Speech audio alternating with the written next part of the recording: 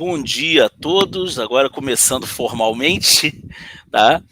Nós vamos dar início aqui com a leitura de um poema, lembrando que no final a gente já criou meio que o hábito de fazer sempre um sorteio para que alguém leia um poema no encerramento dos nossos encontros.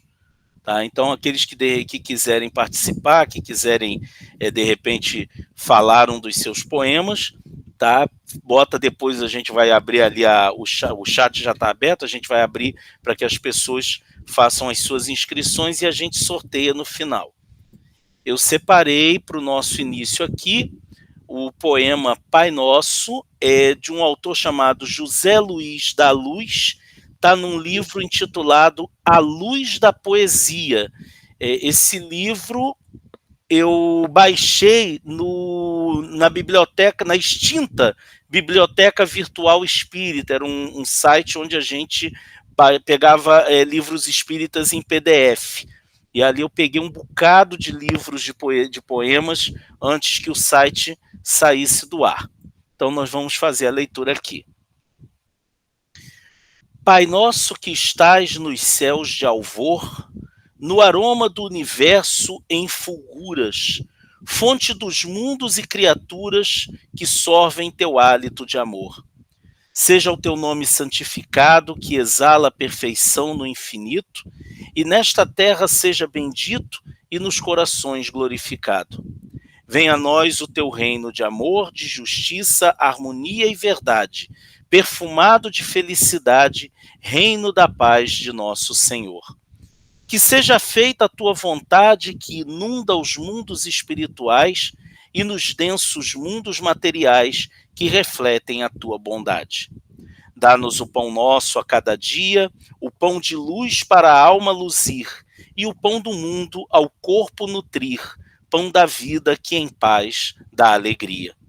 Perdoa-nos os nossos pecados, culpas no livro de Deus grafadas. Ensina as nossas almas cansadas sempre a perdoar os cravos fincados. Afasta a taça da tentação que transborda e inebria os sentidos e decifra as letras dos gemidos que ecoam na alma e no coração. Livra-nos dos caminhos do mal, molhados nas lodosas feridas, deixando a alma e a carne doridas, levando-nos com teu cetro real. Dá-nos fé para que nós possamos amar como Jesus nos amou e perdoar como nos perdoou, e nos negros lodos não caiamos.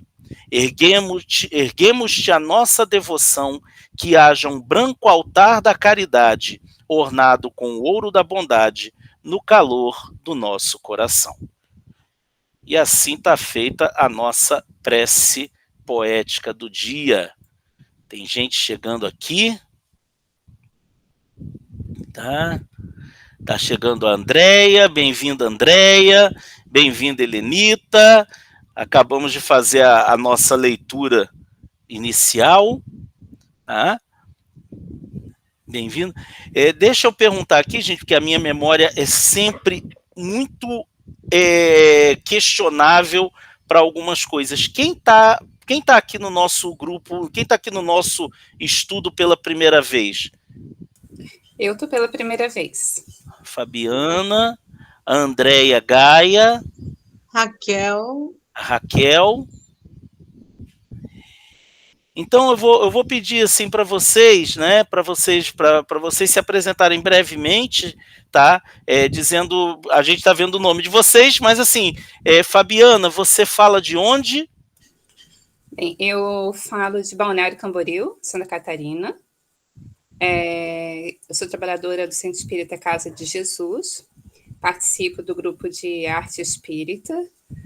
Gosto muito de poesia, apesar de não escrever, então o meu objetivo maior já é ir me familiarizando, né, com a poesia, quem sabe numa próxima reencarnação. Mas já ir aprendendo um pouquinho e tendo contato, porque a gente sabe que o contato, independente da expressão artística, né, ela sempre traz essa questão da harmonia com Deus. Também trazer esse conhecimento do grupo nosso de estudo de arte também, né? Então, esse é o objetivo maior. Muito bom. Raquel, você fala de onde? Eu falo de Porto Alegre e participo do Centro Espírita Caminho da Luz. Comecei a fazer poesia, eu era pequena, assim, tinha uns 8 anos, eu leio bastante há muito tempo, e aí parei, porque eu tentei que publicassem as minhas poesias, eu tinha uns 12, 13 anos, fui nos quantos lugares para ver se publicavam, e ninguém publicou, eu achei que achavam ruim minhas poesias, voltei no ônibus, botei tudo fora, picando os pedacinhos assim pela janela, disse, nunca mais faço. Mas sobraram algumas ali, né, poesia de adolescente, assim, muita, aquelas coisas rebeldes, assim, da adolescência, né, não fiz mais. Mas eu trabalho com música, sou professora de piano, teclado, violão, e agora, com a pandemia, surgiram as faculdades EAD, eu consegui estar fazendo a minha segunda faculdade, que antes era licenciatura em música, agora estou fazendo canto, e estou sempre envolvida com música, né? Comecei com a pandemia, uma das coisas maravilhosas que me aconteceu foi que sobrou tempo para mim compor, e aí veio com tudo de novo a poesia, né? Porque compor, eu tinha muito a música presente, mas faltava a letra.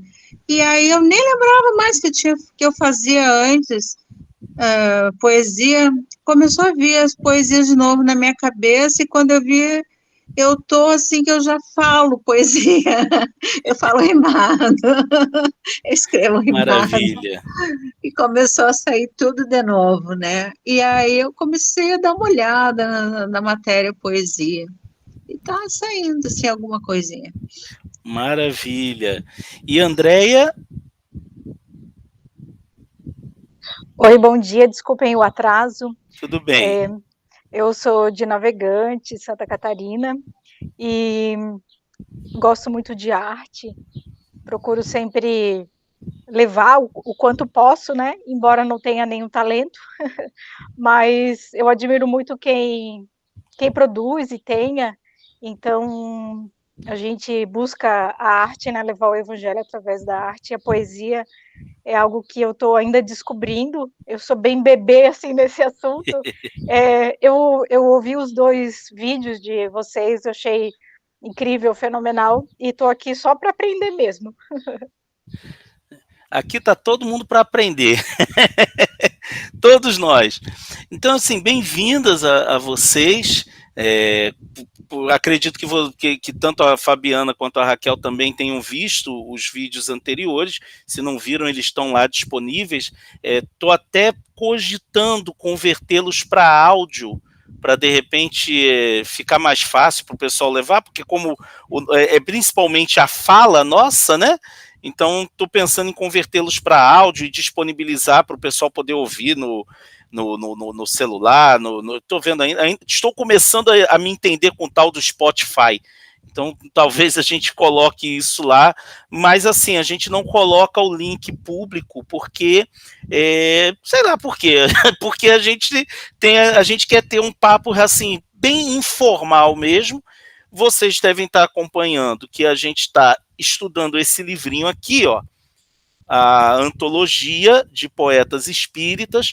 Eu disponibilizei o PDF dele lá no grupo, e a gente, quando começou, a gente pensou em fazer a leitura da introdução desse livro, que é, na verdade, a orelha do livro, foi escrita pelo Tobias Pinheiro, um dos pioneiros da poesia espírita no Brasil, e de início a gente achou que ia matar esse texto em um encontro, e na verdade a gente já está indo para o 3º encontro e só conseguimos discutir os 5 primeiros parágrafos, sendo que os parágrafos são curtíssimos, né?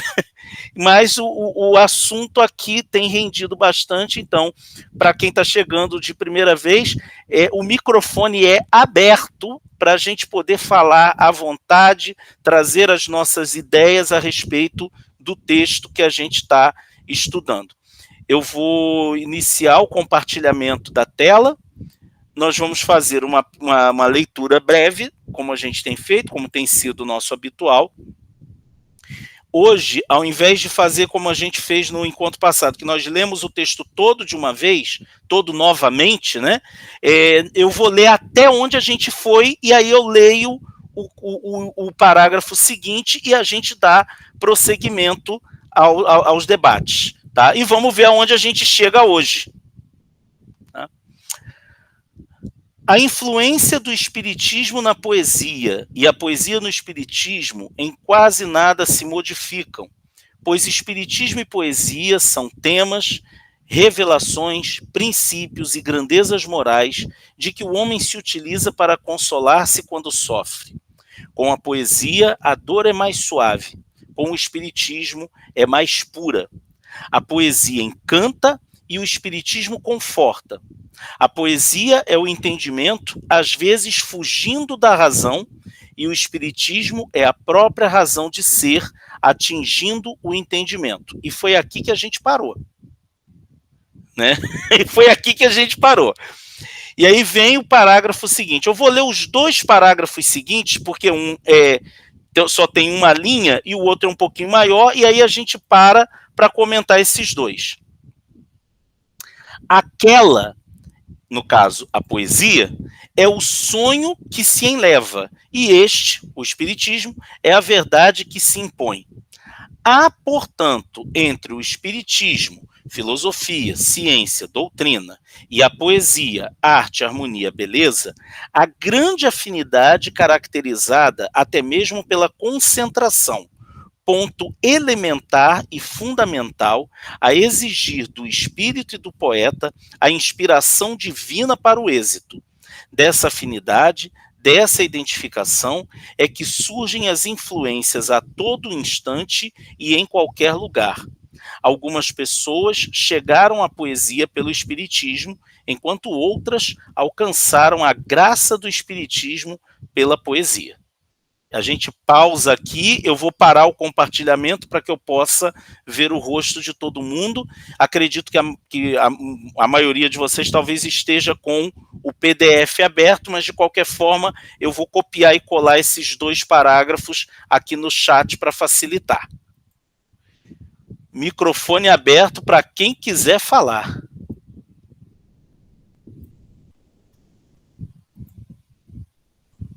Eu acho interessante que a poesia, ela está no contexto da arte, então é um novo não, Kardec já havia estabelecido, né, do tempo dele, esse padrão de filosofia, ciência, religião e arte também.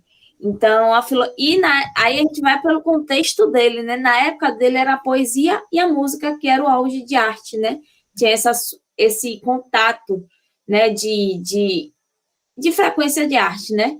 E quando ele fala da poesia, deixa eu ver aqui, que eu preciso olhar do outro aqui, que ele fala que é a arte, a harmonia, a beleza, a gente vê que a poesia ela tem uma forma de chegar, ser feita, até chegar ao outro.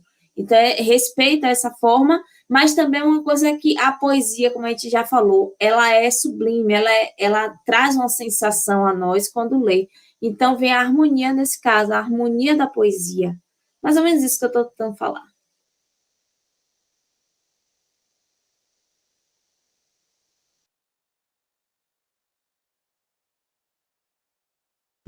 Palavra franqueada, gente. Pode falar.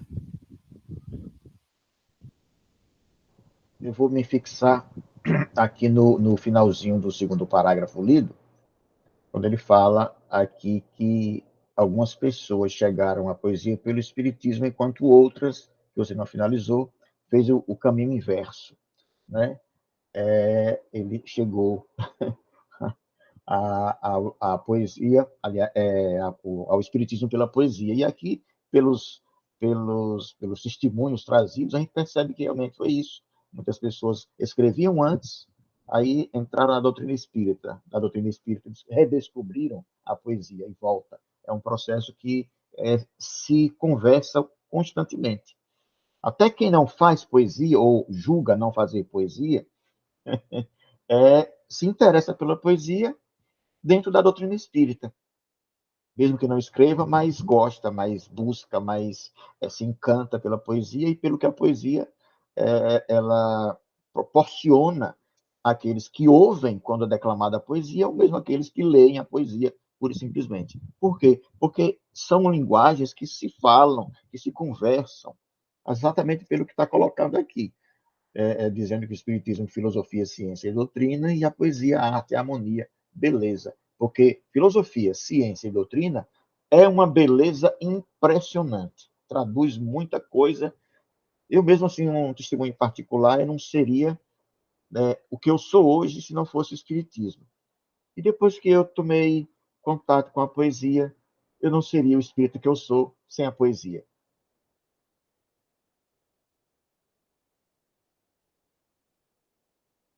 Eu lembro que quando eu li esse trecho a primeira vez, eu estava me dando conta de que eu li esse livro a primeira vez já tem 10 anos, né? Tem 10 anos, foi quando eu corri na época procurando na estante virtual, achei esse exemplar que está bem detonado, né? Mas eu lembro que quando eu li esse trecho do Tobias Pinheiro, para mim foi muito natural, porque eu falo isso, né? Eu conheci poesia dentro da casa espírita, né? E eu sempre comento de como as casas espíritas, quando eu falo que eu sempre comento, eu comento isso fora do ambiente espírita, eu comento isso no ambiente acadêmico, de como as casas espíritas, durante muito tempo, e até hoje, promovem uma manutenção do contato com a poesia. E aí é muito interessante, vocês estão ouvindo meus cachorros latindo, que se acostumem, porque são 3 e eles são meio doidinhos, né? E aí é muito interessante quando você pensa numa frase que eu aprendi, numa coisa que eu aprendi com a leitura do livro do Eduardo Carvalho Monteiro e com uma fala do Alberto Centurião, que hoje não está por aqui, mas está se fazendo presente, está sendo evocado, né?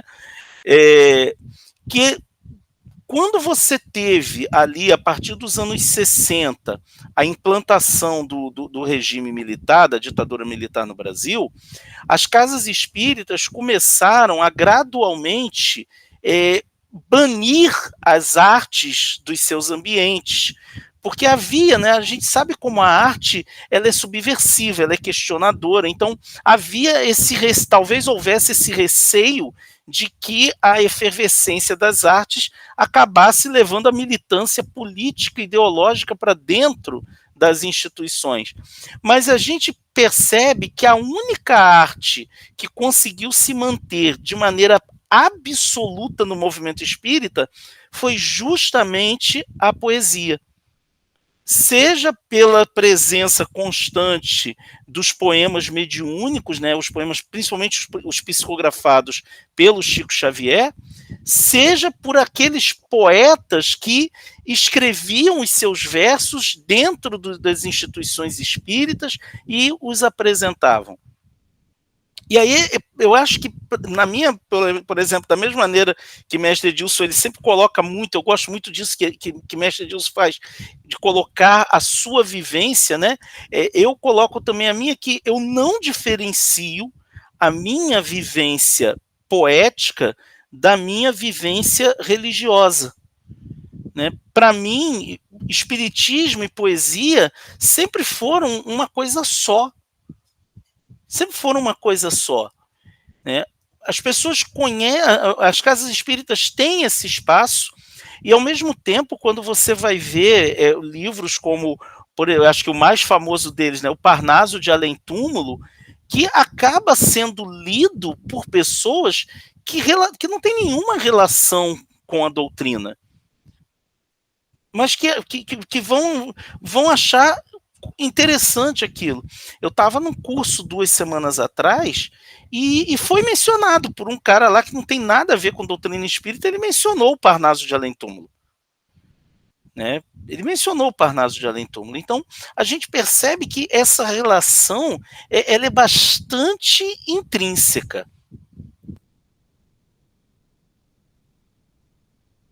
Fala lá, André. Desculpa, Oi. mestre, é que o André levantou a mão. Ah, tá. Eu queria falar de uma experiência. O Glaucio está falando aí sobre questão até histórica, né? Da questão da poesia. E eu não lembro, né? Que eu era bebê, final da década de 60 e início da década de 70, 1970. E meus pais eram zeladores do Grupo Espírita João Batista, na Estrada do Engenho, lá em Bangu. E a minha mãe, eu não sei qual a história dela, mas ela declamava poesia lá no centro. Não sei se ela conheceu lá pelo... E ela escrevia, nessa época ela começou a escrever. Eu não sei se hoje, né, depois de muitos anos, depois de seus 40 anos, eu comecei a escrever também. Eu não gostava, nunca li poesia, não... Na minha vida eu gostava de desenhar, né? Eu desenhava quando era criança, eu gostava de desenho, né? Fazia desenho. E isso eu gostava. Até fiz curso de desenho quando era adolescente, tudo. Mas e ela tinha um caderninho de poesia. Eu não lembro dela declamando, mas eu sei que ela declamava poesia, né, nesse período, né? E como o Glaucio falou, né, que era como se fosse uma resistência, né? A poesia ela se manteve aí mesmo em algumas casas espíritas e isso acontecia. Eu não sei se essa influência, né? Eu era bebê, né? Eu vivi 1 ano e pouco nesse centro. Eu nasci em 66, final de 66. Acho que saí de lá no finalzinho, já 69, que eu fui morar em outro lugar. Mas uns 2 anos eu fiquei lá no João Batista. Eu devo ter escutado minha mãe lá declamar poesia, mas eu não lembro, entendeu? E hoje, há pouco tempo, que ela falou, eu tenho meu caderninho ainda de poesia, mas hoje ela não escreve mais, ela tem vergonha, ela fala, poxa, ela já participou até do grupo de poesia nossa aqui do Selve, né, do Centro do Luz e Verdade, mas saiu, entendeu? Mas eu queria relatar isso que eu achei interessante com isso que o Glaucio falou aí. Eu vou monopolizar um pouquinho aqui a coisa, é uma questão de testemunho. Quando eu adentrei a doutrina espírita, por volta de, assim, conhecer, assim, ter contato, foi lendo livros, na verdade. Não tinha ido ainda a uma casa espírita. A minha tia, ela trazia para mim que ela trabalhava como auxiliar de uma odontóloga que era espírita simpatizante. Ela também apenas lia os livros, então ela comprava.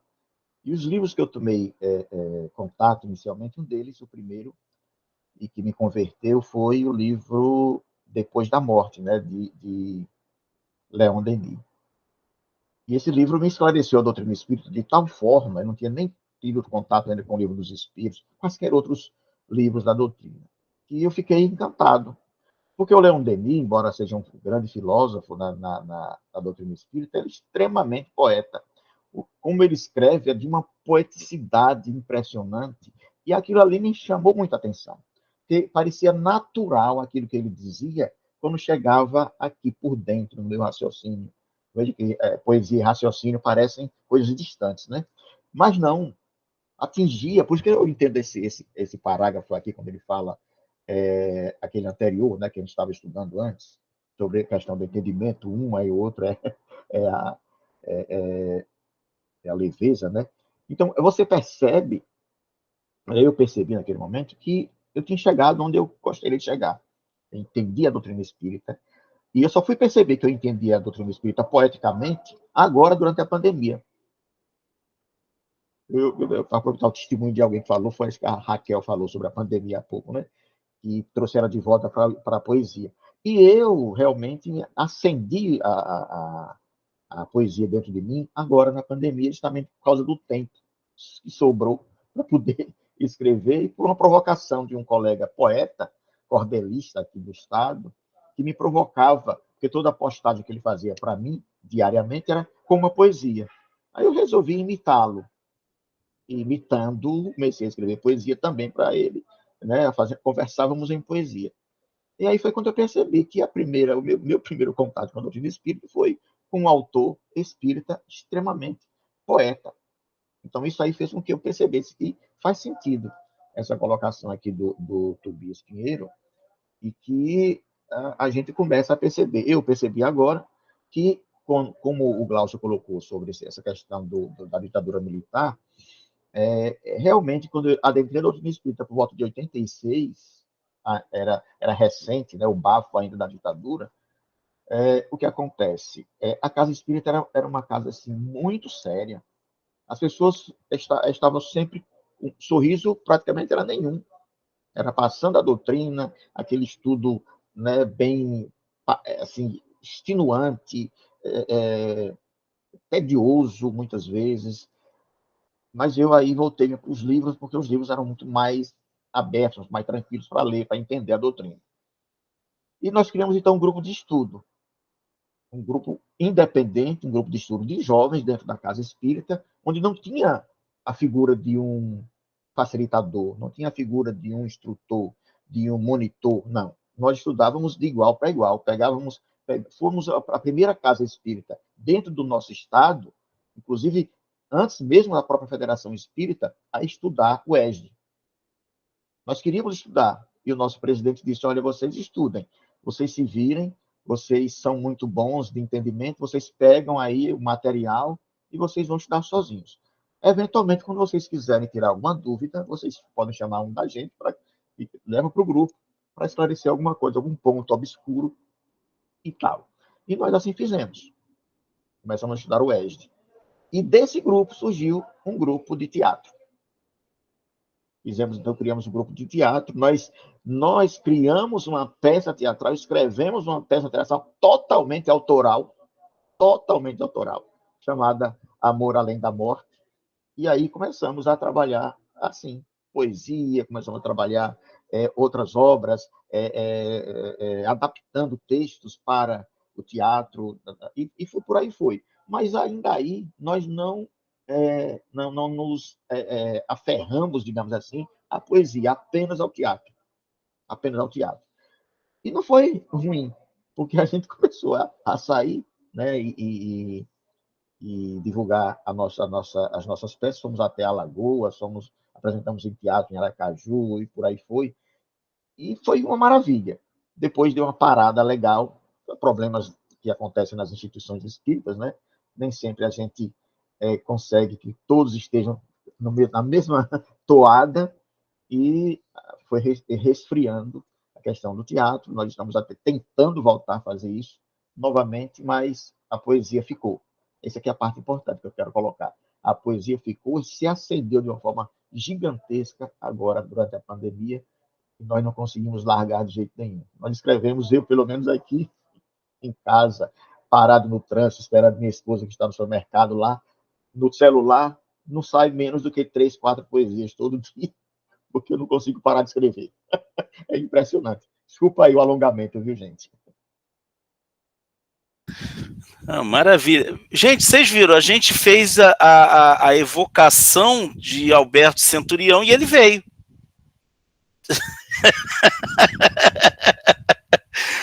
Falamos de ti ainda há pouco, Alberto. Eu falei, estamos invocando ele aqui, olha ele chegando aí. Falando de mim pelas costas, gente. Perdão pelo atrasado da hora, me perdi aqui nas rotinas familiares. Tranquilo. Como diria o dito popular, falando no diabo, não é? O centurião, quando não vem, manda o secretário. Mas vamos lá, gente. Mais alguém tem algo nesse tópico?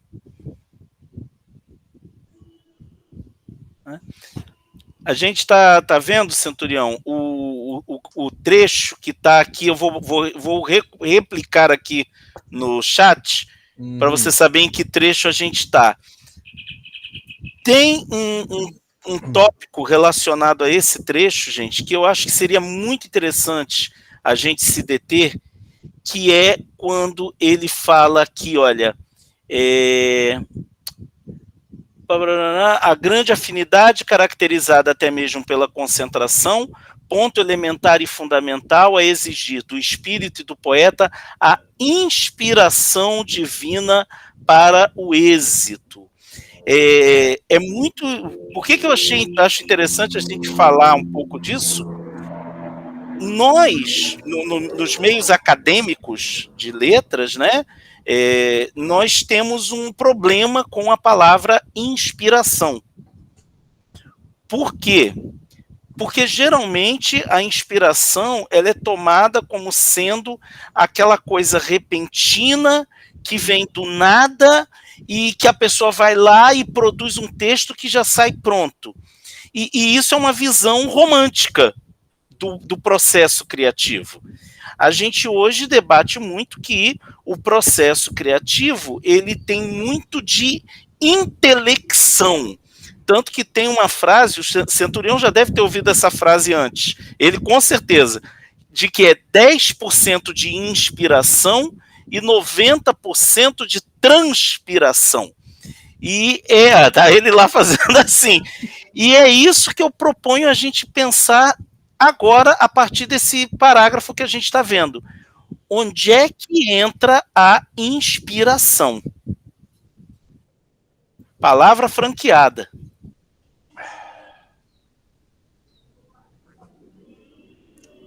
No meu caso, primeiro os mais novos, Centurião, fique à vontade. Para o ímpar.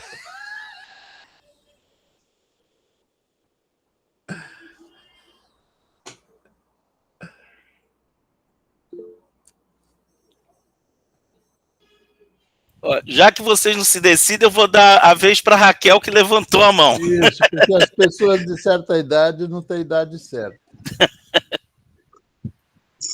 Eu acho que inspiração é a disposição de fazer as coisas, né? Quando a gente quer falar de alguma coisa e se dispõe a fazer aquele falar, né? Aí eu vou falar sobre o amor, né? Só que o meu jeito de falar sobre o amor não é um jeito de falar sobre o amor, o jeito de um intelectual, ou um jeito de um médico, ou um jeito... É um olhar poético. Pronto, vai sair uma poesia. É a disposição, então. A gente tem muito isso em música também. Eu recebo alunos assim, eu não sei se eu tenho talento. É a mesma coisa. É um trabalhar que vai trazer esse talento. Então, as meninas que estão aí para aprender a ser poetas, a gente tem que estar disposto a receber aquela inspiração, talvez até os espíritos mesmo nos tragam essa inspiração, né? Ou talvez seja esse olhar. Eu acho que inspiração é olhar, é um olhar, como Leon Denis, né? Eu olhei, a primeira vez que eu vi Leon Denis também, eu me encantei, eu digo, mas olha, ele é como é que um filósofo é poético? Eu achei assim até incoerente, mas eu me apaixonei por Leon Denis. E eu sou a única pessoa na face da Terra que amo Joana de Anjos, porque acho ela poetisa assim maravilhosa. Eu faço poemas de Joana de Anjos. Né? Todo mundo, Joana de Anjos é psicóloga? É muito sofrido o olhar dela. Eu enxergo poesia em tudo que eu leio dela. E agora eu estou fazendo poesia das coisas dela, porque as pessoas não conseguem enxergar, então eu estou mostrando a poesia de Joana de Anjos. Né? Eu acho que é um olhar, então. É um olhar, é uma forma de olhar. Poesia é uma forma de olhar. Cada um olha do seu jeito. O poeta olha da sua forma. E era isso. Em relação Nayara? Estou seguindo a ordem, porque estavam vendo quem seria o primeiro, aí eu vim. Em relação à inspiração, pela poucas poesias que eu escrevo, como eu falei, eu sou poeta, né? Me declaro poeta, mas eu escrevo pouco ainda. E assim como eu falei a você, Glaucio, eu não tenho muito... inspiração, é um momento na hora, instantâneo, surge e eu vou escrevendo. Eu não sinto nada, nem nada, eu vou escrevendo o que eu vou pensando, imaginando, aí eu vou, é bem instantâneo, eu sou bem instantânea, a inspiração é instantânea, diga, se vai falar sobre isso, aí eu tento, deixa eu ver o que é que eu posso falar sobre isso, e vou escrevendo, as palavras vão surgindo, as ideias vão surgindo, e é instantâneo. Como eu falei, eu estou escrevendo pouca coisa ainda, mas instantaneamente. Centurião. Ok, eu queria colocar aqui duas palavras: motivo e disposição. Do que a Raquel falou, né? A disposição para escrever. Eu me predisponho a escrever e eu me posto a partir de uma perspectiva, que ela chamou aí de olhar poético. Então, isso é a disposição do sujeito, e que está ligado à vontade, atitude e intuição, o processo intuitivo. Quando o sujeito se posiciona, ele se dispõe, ele coloca em movimento todo o seu acervo, todo o seu arquivo, todo o seu conteúdo interior, emocional, intelectual, formal, reencarnatório, escambau. Agora, isso não é inspiração. Isso é como eu me posiciono, isso sou eu. Inspiração é algo externo ao sujeito. É o motivo da obra. O que é o motivo? O motivo é uma ideia, o motivo é uma paixão, o motivo é uma pessoa, o motivo é um prazer, o motivo é uma sensação do momento, né? Como é muito no Haikai. Então, o motivo é que me inspira. E aí eu me disponho. Ou eu me disponho e busco um motivo que me inspire. Então, a inspiração é algo externo ao poeta. Então, o poeta tem o seu olhar, o seu talento, a sua sensibilidade, a sua forma de expressar. Isso tudo é acervo pessoal do sujeito, os seus recursos linguísticos, o seu conhecimento de gramática, que é muito importante. Agora, o que vem de fora, o que as musas me trazem? Olhei para uma paisagem e fiquei inspirado. Olhei para uma linda mulher e fiquei inspirado. Fui provocado nas minhas convicções políticas e fiquei inspirado. Então, inspiração, né? Como a gente fala na respiração, né? Expiração e inspiração. Inspiração é trazer de fora para dentro. O que me inspira é o que me toca, a minha disposição é o que me move. Tenho dito e fica o dito por Benedito. Mestre Edilson. Ouvir o Centurião é uma bênção, né? Mas fico até sem palavras depois de ouvir o que ele falou, acabou de falar. É impressionante. Estou aprendendo, porque eu sou muito prolixo, não sei se vocês perceberam, eu me repito muito, já o Centurião não, ele é muito conciso, estou aprendendo a ser assim, bem direto, bem específico naquilo que eu escrevo, mas, assim, para mim, quando a gente fala de processo, a gente sabe que processo ele exige etapas, senão não seria processo, né? Então, a inspiração é algo, de fato, embora as divergências, instantâneo. A gente está assim, de repente vem algo que o Centurião colocou, que motiva a gente a escrever aquilo, sobre aquilo. Aquilo nos toca, aquilo nos exige, aquilo nos chama, aquilo nos provoca. E aí é uma inspiração isso. Se a gente vai ter discussão para fazer aquilo que nos provoca, a inspiração fazer é outra história. Mas que a inspiração que te provoca, existe. Tanto é que o coitado do aluno, quando ele quer aprender a fazer redação, ele tem dificuldade, porque ele tem a inspiração, ele sabe o motivo, o que ele tem que fazer, mas ele não consegue colocar para fora. Está lá, está borbulhando na cabeça, mas não sabe como colocar. E aí é que vem o processo do fazer. Então, nesse processo do escrever, cada um tem o seu. Cada um tem o seu jeito. Existem os indicativos, existem os cursos de poesia, teoria, como o Glaucio colocou, esse livro que eu estou curiosíssimo sobre ele, né? Que é Teoria, Poesia e Crítica, né? Mais ou menos isso, que eu guardei o título. Eu estou muito curioso, porque tudo isso se envolve com a poesia de uma forma muito grande.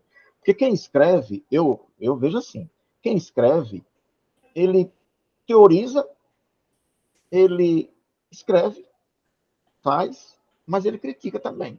Ao mesmo tempo, ele faz tudo isso. E como disse a Raquel, no seu introito, lá atrás, ela falou que depois que ninguém, na percepção dela, gostou da poesia dela, ela ficou todo jogou fora, não serviu para nada. Pronto, agora redescobriu-se. Então, nós somos assim, nós somos críticos. Muitas vezes a crítica nossa, ela vem pela crítica que vem de fora, e muitas vezes ela já vem internalizada, e a gente já rasga logo de imediato aquilo que escreveu. Porque nós somos muitas vezes, autocríticos.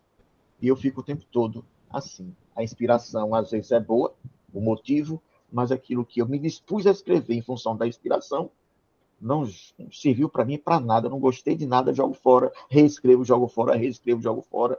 E esse é o nosso processo, pelo menos é o meu processo de escrita. Muita coisa eu nem publico porque eu não gostei. Muita coisa eu publico até para perceber alguma crítica, porque eu preciso saber se eu estou em algum caminho adequado. Por isso eu gosto muito da interferência do Centurião, quando ele escreve alguma coisa. Quando ele não fala nada, digo, não serviu para nada. Quando ele fala alguma coisa, nossa senhora, agora sim, todo o caminho.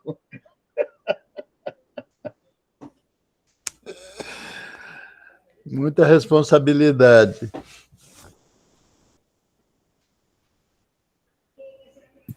O que às vezes eu acho muito curioso pensar é como às vezes um poema vai ser motivado por algo e o resultado desse poema não tem absolutamente nenhum traço desse algo. Né? Eu sempre lembro da história que o João Prado conta, né? João Prado é o nosso poeta aqui de Mesquita. Ele conta uma história que eu acho muito engraçada sobre um poema dele chamado Certa Teimosia Certa. O poema, assim, ele é uma criança num corredor de hospital dizendo que vai ficar ali correndo e tem um adulto dizendo que ali não pode correr. Mas a criança fala, mas o nome disso é corredor. Se é corredor, é para correr. Aí o adulto fala, não, mas aqui é de passar, então tinha que ser passador. Aí fala, mas é corredor de hospital, então o paciente também corre. Aí fala, mas o paciente vai morrer. Não, o lugar que morre é no morredor. É divertidíssimo o poema. E aí, uma vez conversando com o João, ele disse assim, não, eu fiz esse poema depois de voltar do shopping. Porque eu fui ao shopping com a família num mês de dezembro, o shopping estava cheio de gente fazendo compra de Natal e tinha um sujeito atrapalhando o caminho porque ele estava sentado na escada com um monte de bolsas. E quando eu olhei, o João ele fala assim, quando eu olhei para aquilo, eu falei, isso dá uma poesia. E quando ele faz o poema, ele diz que ele chegou em casa, o poema já estava pronto. Ele foi fazendo na cabeça. Ele falou, quando ele faz o poema não é sobre um cara sentado no shopping.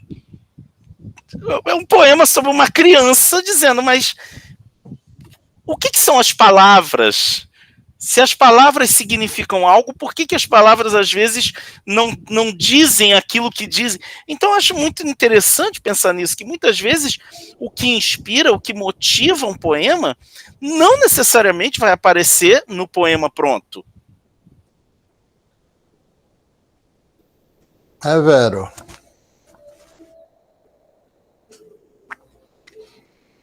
Um poema meu bastante conhecido, porque virou música, é o Antes de Criar.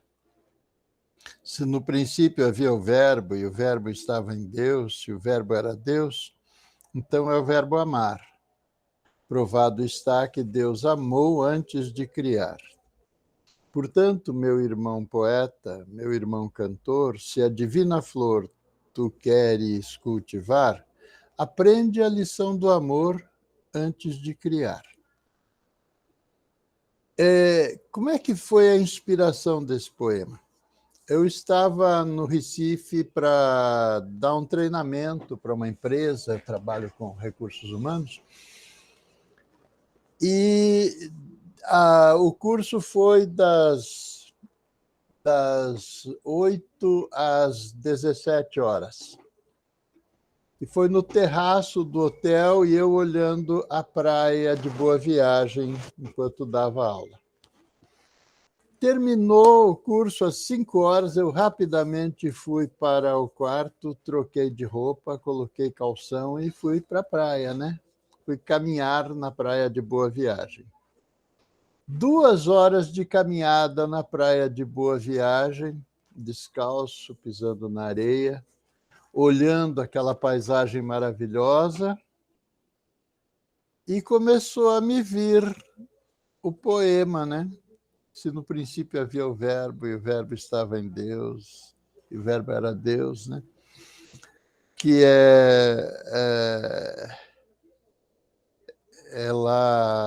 então é o verbo amar, né? Livro da Gênese, primeira epístola de João. Então, a inspiração foi a praia, o mar, aquele lugar fabuloso. Essa foi a inspiração. Aí o conteúdo do poema é a intuição, é interno, né?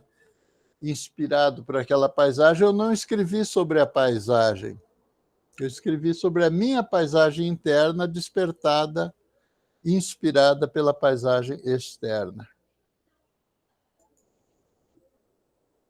Bom dia. Oi. Bom dia, André, bem-vindo. Muito obrigado. Só para situar o André, a gente está, nesse momento, conversando sobre 2 parágrafos do texto do Tobias Pinheiro, lá na Antologia de Poetas Espíritas. Eu estou copiando e colando ele novamente aqui no chat, tá? O tópico atual é sobre a questão da inspiração.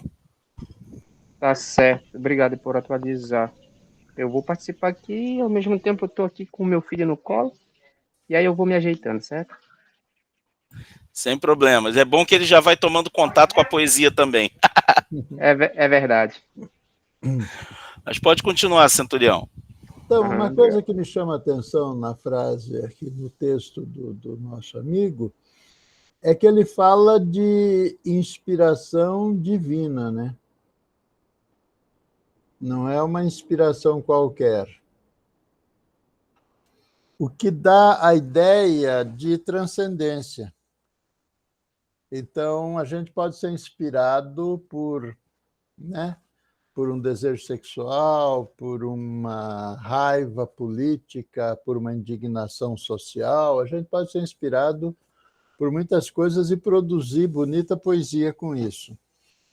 Mas ele fala aqui, né, Castro Alves com o Navio Negreiro, né, indignação social. Mas ele fala aqui da poesia em relação com a doutrina, em paralelo com a doutrina, ele fala de inspiração divina. Então, é uma variedade, uma categoria de inspiração, né? E aí que leva a essa inspiração divina, ela produz o quê? Transcendência, né? Elevação. Então, o que dá a essa poesia, com essa inspiração, à luz dessa doutrina, uma configuração específica, bem interessante. Não é uma classificação formal, nem mesmo conceitual. Ela é da própria natureza da coisa.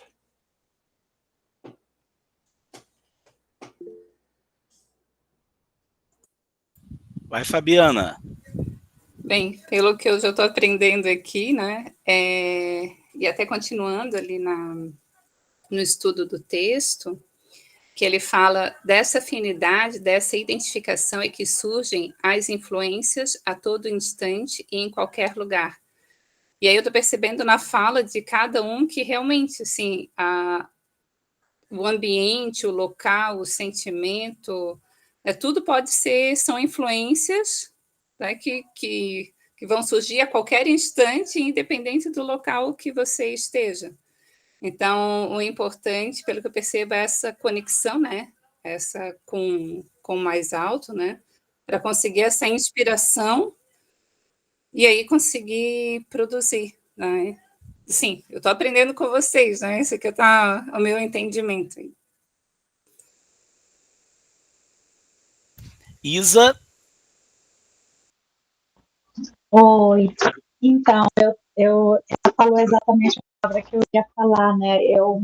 A minha inspiração, eu falo muito disso, que primeiro, eu espero um momento de me conectar com o mais alto, com a espiritualidade, com boas vibrações, e isso pode vir, obviamente, da natureza, de uma leitura, de uma situação, como a pessoa sentada lá na escada, né, e cheia de contas para poder passagem, e aí surgiu esse poema que parece ser bem interessante, mesmo pelo que você contou.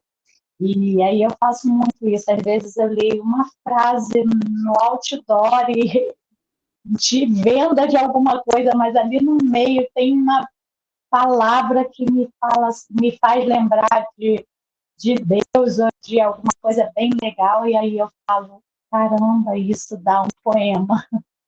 E normalmente comigo, a palavra ou a frase é o start mesmo, começa sendo a primeira palavra do poema.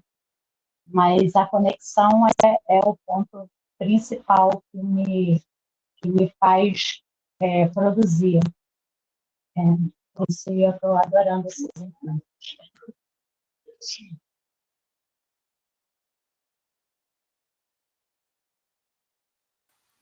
Muito bom. Mais alguém? Enquanto... É sobre as impressões particulares na hora da produção? A gente está falando especificamente da inspiração, André, a partir da leitura do texto, né, do trecho que eu coloquei, mas a gente coloca aqui, é o primeiro encontro que você está vindo, não é isso? Isso, o primeiro encontro. Só para a gente se situar, você fala de onde? Falo de Navegantes, Santa Catarina. Tem mais uma pessoa aqui de Navegantes. A Andréia, eu me lembro, né?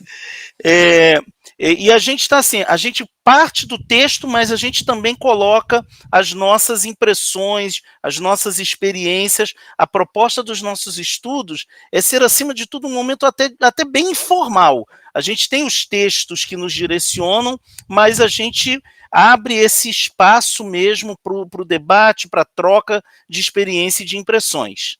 Fique à vontade. Meu filho querendo interagir. A minha inspiração, ela vem muito de momento, né? E às vezes de sentimentos, às vezes tristes, mas que não me fazem levar a escrever coisas tristes. Às vezes o sentimento ruim me faz produzir uma obra até, né, prazerosa aos ouvidos que fala, peraí, meu filho, que fala das coisas da espiritualidade. E eu recebo em blocos de informações, às vezes. Não é uma mensagem linear, sabe? Eu posso, num bloco de informação, captar várias palavras que estão espalhadas num poema que já está pronto, né? Mas eu captei a última do meio, uma estrofe inteira, e depois eu vou compilando, organizando as ideias que não vieram em sequência, mas sim todas emboladas. Essa é uma forma muito interessante. Eu chamo de bloco de informação. Eles vêm assim, fechados, né? E na maioria das vezes eu não sei o que eu vou escrever. Vou escrever sobre crianças de rua. Não. De repente eu terminei, tá lá, era sobre crianças de rua, por exemplo. Muito, muito, muito louco. Nós temos aqui com a mão levantada na fila a Isa e a Sara, mas eu só queria fazer um comentário, um adendo sobre essa fala do André, é que ela me lembrou o processo descrito pelo Guimarães Rosa para um texto dele intitulado A Terceira Margem do Rio. Ele relata que a ideia do texto veio totalmente pronta quando ele estava no meio da rua. Ele fala, tão pronta que eu levantei a mão para pegar, com medo da ideia escapulir. Muito parecido com o que o André nos relatou. Pela ordem aqui, primeiro Isa, depois Sara, depois Mestre Edilson.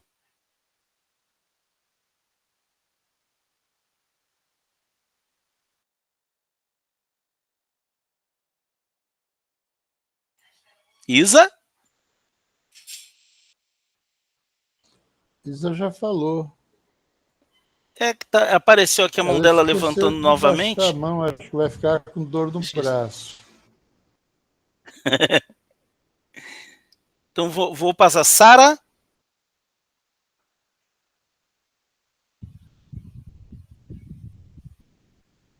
Uai, só. E que foi isso? Fenômeno mediúnico coletivo? Eu não sei se Isa ou Sara quer falar, pode ser que elas estejam falando, mas com o microfone desligado. É provável. Pronto, aí consegui abrir. Fenômenos mediúnicos mesmo, eu não consegui abrir o microfone. Eu batia nele e ele não abria, né? Mas agora abriu. Eu só queria dar bom dia, né? Agradecer a todos vocês, né? Tenho aprendido muito aqui, né? E, para mim, eu digo assim, quando você falou, né, dos 10%, eu me lembrei muito do nosso trabalho numa oportunidade chamada Vida, que o Alberto Centurião conheceu bastante, o Fabrício Sanas conheceu bastante, e foi um trabalho que nós tivemos que ler muito, né? A Cris Lopucci passou muito sobre o suicídio, cartilha do CVV, para depois produzir. Então, nós tivemos toda essa leitura. E foi muito engraçado que dessa coisa, quase que eu pensei em desistir de não participar. Eu li aquilo tudo e eu sentava assim, Glaucio, eu queria escrever, não vinha absolutamente nada. Eu escrevi umas coisas, eu estava que nem o Mestre Edilson. Eu escrevia e, ó, lixo, porque isso não presta, não está legal, não está bonito, não estou gostando. Era assim e tal, até que eu, como visito mais assim, quando estava fazendo voluntariado dos asilos, me veio muito essa imagem que no anterior eu tinha feito de uma moça jovem. E eu tinha lido ali o aumento de suicídios em pessoas de mais idade, né? E o porquê disso, né? Então, quando a gente fala que é 90%, e aí começou a vir a poesia do homem velho. E aí veio uma poesia que eu, pelo menos, achei que estava transmitindo aquilo que eu queria transmitir, né? De que a pessoa, talvez ela também, eu estou caminhando para lá, todos nós caminhamos, mas eu estou mais perto, né? Eu estou com 61 anos, então eu estou caminhando muito mais rápido, né? Para chegar na velhice e a gente vai ficando, a vista não é a mesma e tal, você vai tendo, e você vai, a sociedade colocando você numa inutilidade.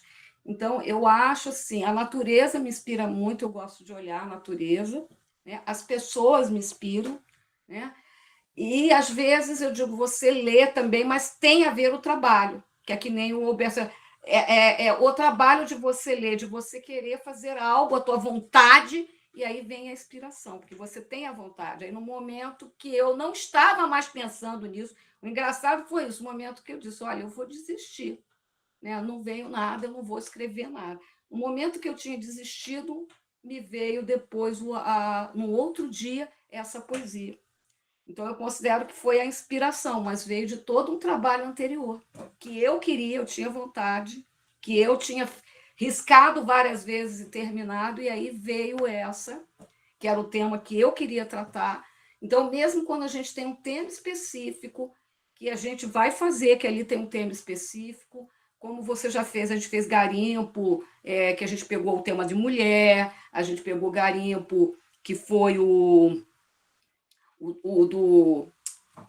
a parte africana, né? A parte dos orixás, a parte que também eu participei, mas às vezes, né, não, a gente quer fazer uma coisa e parece que não sai, não sai. Então tem o trabalho, né? E eu acho que quando você trabalha, você lê, você estuda, como nós estamos aqui, a inspiração, como diz o Cinturão, ele estava lá dando uma aula, ele saiu no mar, fez um poema que não tinha nada a ver. Achei muito engraçado do Prado também, que ele estava num shopping, ele não estava num hospital. E veio a inspiração ali do. E era um homem sentado e não correndo. Então parece que não tem nada a ver, mas tinha tudo a ver, né? Tudo a ver ali, né? Um lugar público, a pessoa está sentada com bolsas, e tem assim o nosso olhar também mais amoroso, porque nós às vezes nos irritamos, né? Se uma pessoa está sentada na escada apontando no caminho, se uma criança está correndo no hospital, a gente começa a ter uma irritação, e a poesia vai nos dando essa aumentando, né? A nossa, eu acho isso, pelo menos para mim, aumentando o meu olhar mais tolerante, mais amoroso, me incomodar menos com algumas coisas. Eu sou uma pessoa que eu só falo, eu me incomodo muito pouco, sabe? Muito pouca coisa me incomoda, né? Então a gente vê aí, tem países assim, eu vou te dar um exemplo, o Klaus, lá na Suíça, eu tenho uns primos que moram lá. É uma perfeição que eu não queria estar lá, sabe? É uma perfeição, realmente, tudo funciona direitinho, tudo no horário, tudo certinho, né? O oposto do Brasil, mas você não pode dar descarga às 10 horas da noite, tá? Você não pode tomar banho depois das 10 horas da noite. Seu cachorro está latindo, né? Depois das 10 ele não pode latir. Sabia disso? Seu gato também não pode miar depois das 10 da noite, para você não perturbar os seus vizinhos, né? Então, eu acho assim, sabe? Mas o que. Aí eu falei, pô, vai ter um bebê, o choro vai incomodar também. O que você vai fazer com o bebê? Por isso que lá só tem velho, né? Quase não vem criança. Tá vindo criança dos imigrantes. Porque tudo incomoda, né? Era só isso que eu queria dizer. Um beijo grande. Pela ordem aqui das levantadas de mão. Isa, você realmente levantou a mão ou ainda é a da anterior?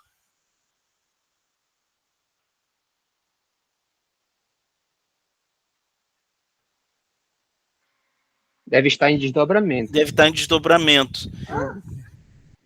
Então, vamos passar para a mestre Edilson. Ai, eu tô rindo até agora da Sara agora. Não é de você não, Sara, mas do que você contou aí da Suíça. Eu já desisti de ir para lá, viu? Vou para lá não. Eu ia falar uma outra coisa, mas depois do que a Sara colocou sobre a oportunidade chamada vida, eu vou colocar aqui, porque eu vi também uma informação aqui do Alberto, ele falou que a Sara falou de uma coisa importante, às vezes o volume de informação dificulta a síntese da escrita, e é verdade. Por isso que eu não peguei aquele volume de informação trazido aqui da nossa querida Cris para ler tudo. Eu só li aqueles 12 pontos sobre o que eu não podia falar. Se eu não posso falar sobre isso, eu vou falar com outra coisa, qualquer coisa eu posso falar. Né? Então, eu me abstraí qualquer outra coisa que tivesse lá, não quis nem saber, e peguei só aquele ponto. E eu escrevi o poema Que a Vida Me Venceu. Pronto. Um soneto reduzido, numa minimalista, né? Não, sem ser nem decassílabo, nem alexandrino, nem nada, pequenininho, mas que fosse direto ao ponto, poeticamente, no abraço da vida, aquela coisa boa, tal, porque o suicida ele precisa se sentir abraçado pela vida, eu sinto isso. Se ele se sentir abraçado pela vida, ele não quer sair dela de jeito nenhum, não quer sair nem da dor que a vida provoca, porque ele aprende que a provocação da vida com a dor é para que ele viva de verdade, sinta a vida. Então a ideia minha era essa, e eu não sei nem se escrevi sobre isso, tá? Porque eu peguei o poema e escrevi rapidinho, e eu só li depois dele uma vez. Depois eu soube que o Alberto recitou em algum momento, já procurei em algum lugar, tal, num evento que ele participou, e eu não consegui achar a declamação do Alberto. Vou procurar ainda, estou procurando ainda, viu, Alberto?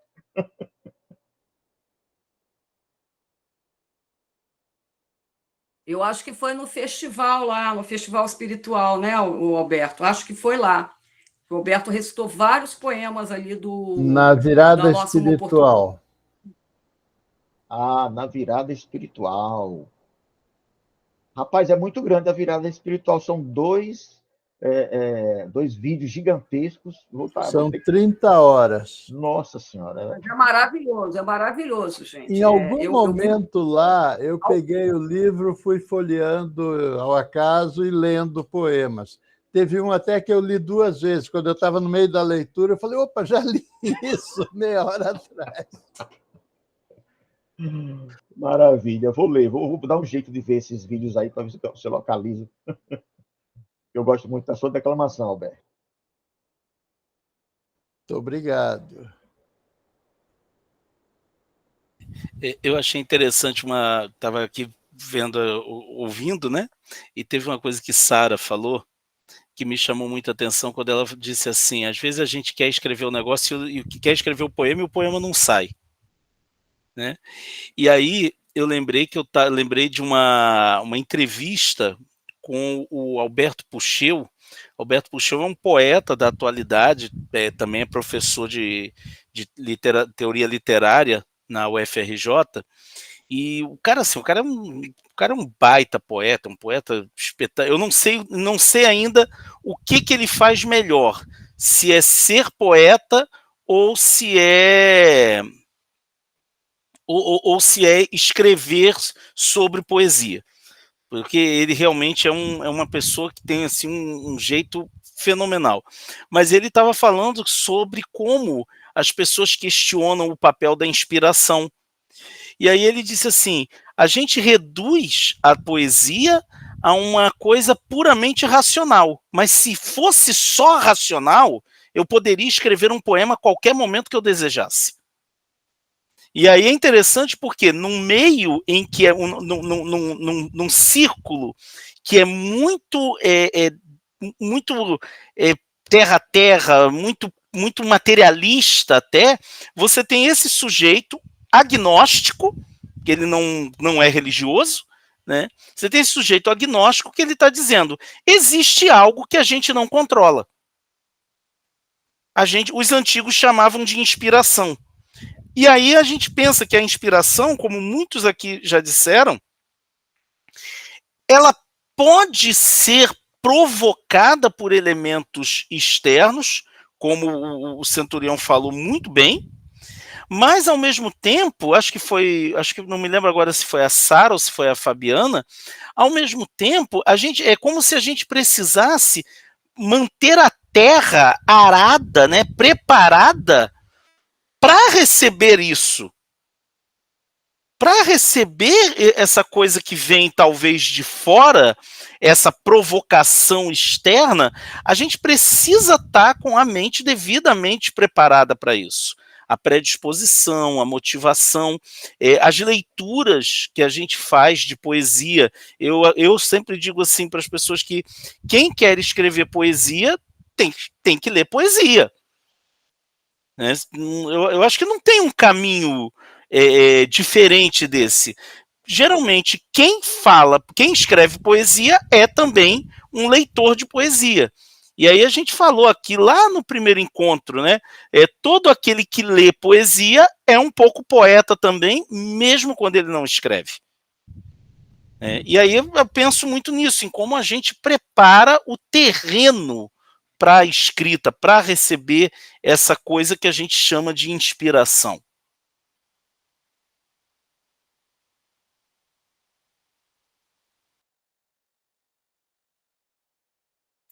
Palavra franqueada. Ô, Glaucio, o que você falou tem muito sentido. E eu também acho legal você, quando pode, né, quando possível, ler também a biografia do poeta que você está lendo, sabe? E você consegue... Eu, por exemplo, até o Centurião me deu essa notícia, eu comecei a me apaixonar mais ainda, a entender melhor e a sentir o que ela estava sentindo, sentir a poesia, quando eu li a biografia da Flor Bela.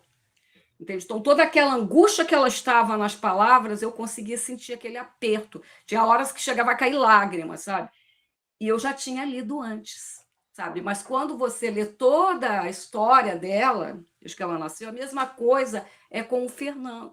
Quando você vai lendo a história do Fernando Pessoa, que ele primeiro começou a escrever em inglês, você vai entendendo. Quando você vai lendo a nossa Cecília Meirelles, você vai entrando melhor na poesia dela. Pelo menos eu, a Adélia Prado é outra também.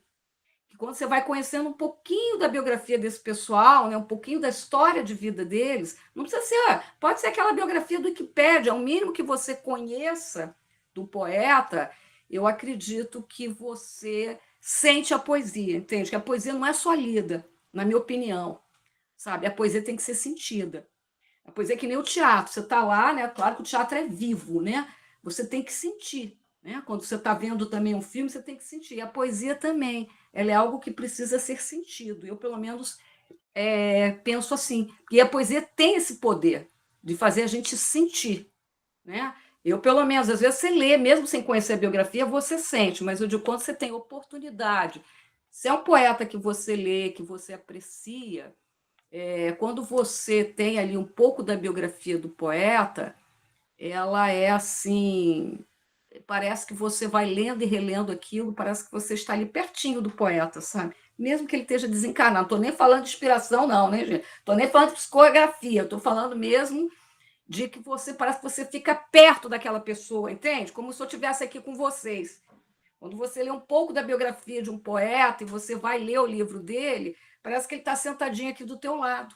Eu, pelo menos, sinto assim, não sei se para todo mundo é assim. Centurião. Ok, isso que a Sara comentou me reporta a dois fenômenos, né? O fenômeno da identificação ou projeção. Quando você assiste um espetáculo, você se identifica com um personagem em cena e você se projeta emocionalmente naquele personagem e vai vivenciando as suas emoções, repercutindo as emoções do personagem. Na poesia também. O leitor, quando ele lê um poema de um poeta que ele não conhece a história, ele tem o fenômeno da identificação. Ele trabalha com as suas próprias emoções, né, que são suscitadas pela leitura do poema. Quando o leitor sabe quem é o poeta ou quem foi o poeta, conhece um pouco da história desse sujeito, aí entra um outro fenômeno que é a empatia. Estão em jogo não apenas as minhas emoções próprias, mas as emoções do poeta que eu, por empatia, procuro. E aí eu enriqueço o meu conteúdo emotivo com o conteúdo emotivo que eu empaticamente busco das referências de vida que eu tenho do poeta. Que é uma coisa, por exemplo, quando a gente vê um quadro de Van Gogh, e você conhece a história de vida dele, você percebe que o quadro fica enriquecido de um conteúdo emocional ampliado.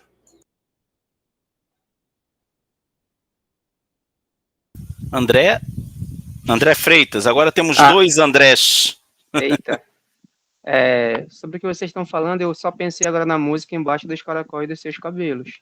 A gente escuta a música, gosta, e depois vai compreender que é uma história de exílio, né? Então, se informando sobre o personagem da história, a vida dele, a biografia dele, vai entender. Aí você vai gostar mais da música, né? Porque vai fazer mais sentido, para compreender bem aí. Mestre Edilson. Só uma coisa, é uma música que o Caetano Veloso fez para o Roberto Carlos gravar, e o Roberto Carlos não quis gravar, né? Depois acabou gravando. Uhum. Detalhes, né? E provavelmente Alberto Centurião estava lá quando houve essa conversa. Ele estava lá.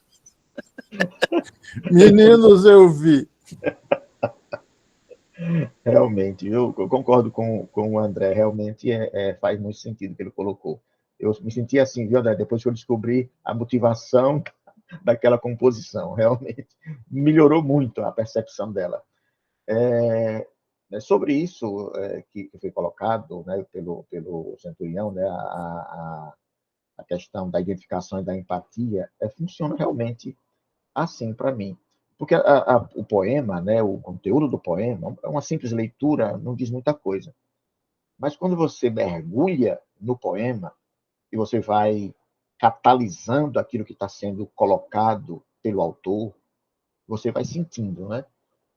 Cada verso, a junção, o encadeamento das colocações. E muitas vezes o poema ele é escrito como se escreve uma redação, tem um fechamento lá, e às vezes é um fechamento não fechado, deixando aberto para quem está lendo, né? Para quem está buscando. E aí ele vai entrar no poema. Ele queria escrever algo também sobre aquilo, queria acrescentar algo que ele sente naquela leitura que ele faz do poema. E isso daí faz com que a gente assim, sinta. E quando eu falo sentir, não é o sentir pura e simplesmente aquele sentimento estático, é o sentir da descoberta. Tem coisa que você lê no poema que você não conhecia de você. E quando você lê o poema, você descobre. Poxa, eu sinto isso, eu sentia isso me mexia há muito tempo.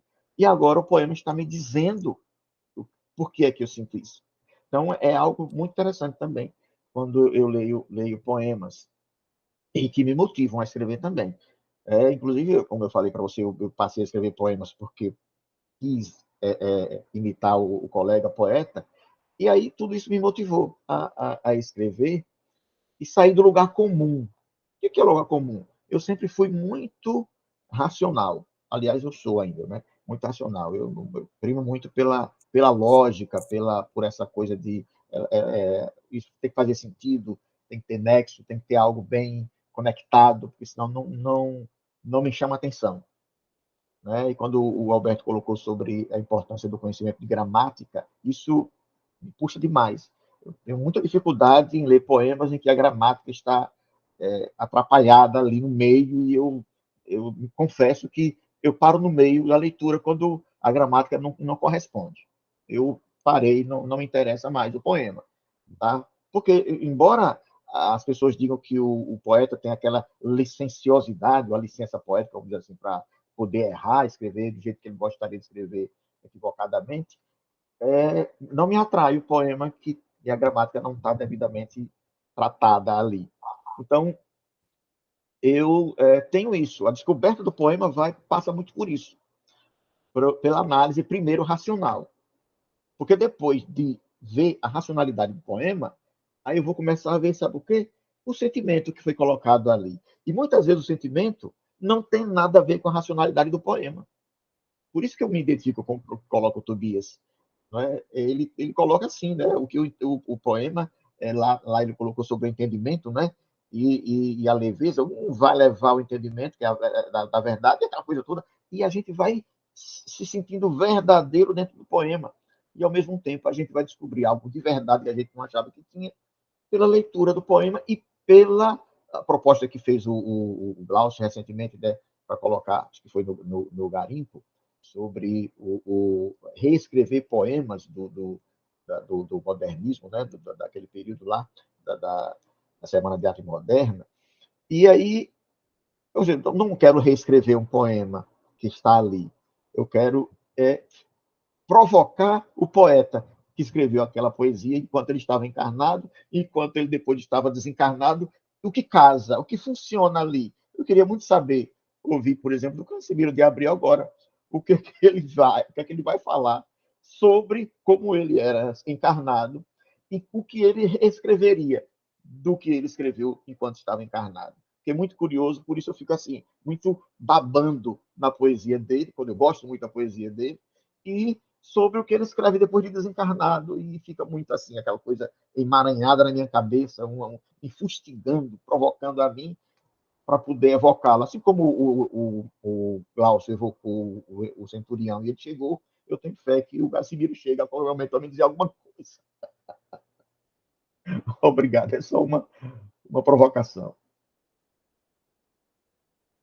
Gente, são 11h30, né?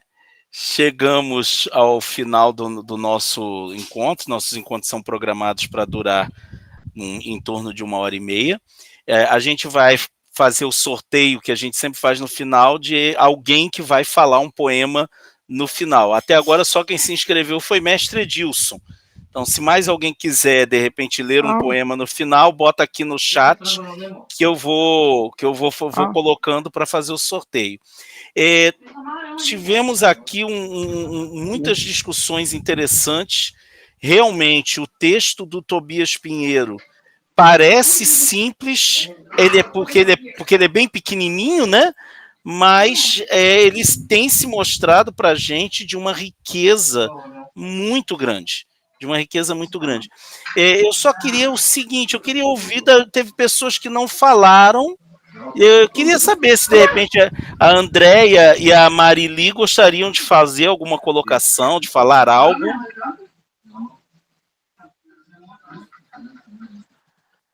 Marili, deixa eu te perguntar uma coisa, você desenha durante os nossos estudos, né?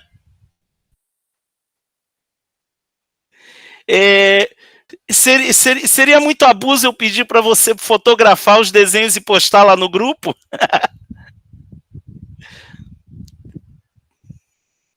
Você está sem áudio. Tô, peraí. Sim, eu posto alguns, tá bom? Porque eu confesso que eu vejo que você fica, fala, gente, eu tenho uma curiosidade de ver o que ela desenha durante os estudos. Na pandemia eu aprendi nas reuniões, nós estou sempre desenhando e eu estou me desenvolvendo. Aí eu vou escutando e vou desenhando. Quem sabe uma poesia eu posso estar ilustrando para vocês, né? Será que isso não é uma inspiração? Desenho é legal.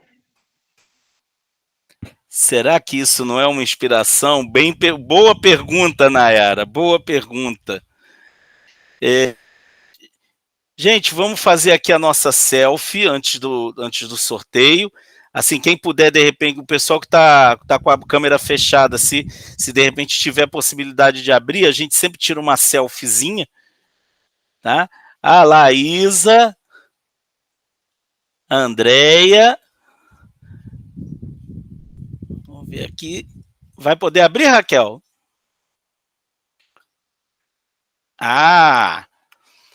Vamos lá, todos dando um sorriso e segurando esse sorriso por pelo menos 10 minutos, até eu conseguir fazer a brincadeira. Uns 5 segundos é o suficiente. Atenção.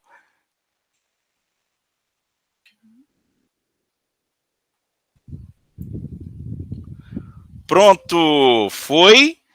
Deixa eu já colocar aqui. Já pode respirar. Já pode respirar. Vamos fazer aqui o nosso sorteio de quem vai falar o poema aqui no nosso encerramento.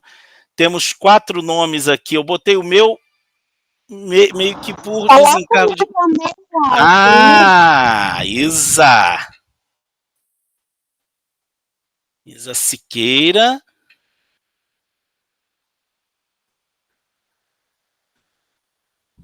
Ok.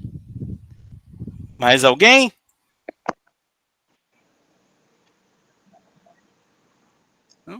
Então... Saí sem querer, desculpa. Acontece. Então, vamos ao sorteio, hein? Atenção, quem é que vai falar um poema para a gente hoje? Isa Siqueira.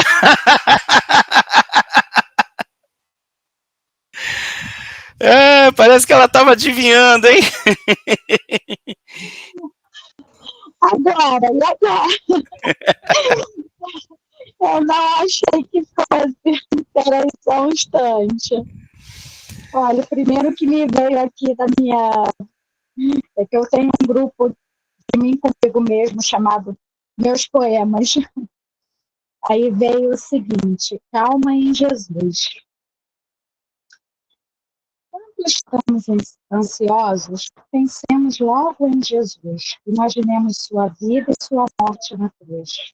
O quanto ele sofreu e se sacrificou. Até hoje pulsa em nós tudo que nos ensinou. A ansiedade é uma soma de vários medos. Temos medo do futuro, de sofrer e de perder. Queremos sempre de tudo, e tudo ao mesmo tempo. Esquecemos de dar ao tempo o tempo de acontecer. Mas devemos acreditar e também nos entregar ao amor universal que vivemos a respirar.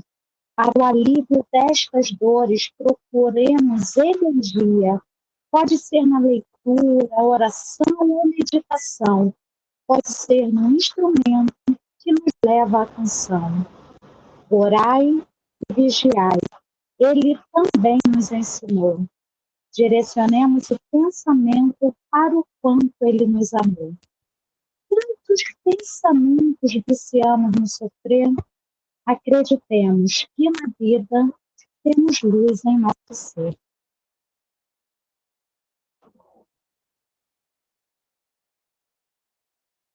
Muito bom, Isa, muito bom. Gente, mais uma vez, obrigado pela presença de todos, pelas participações.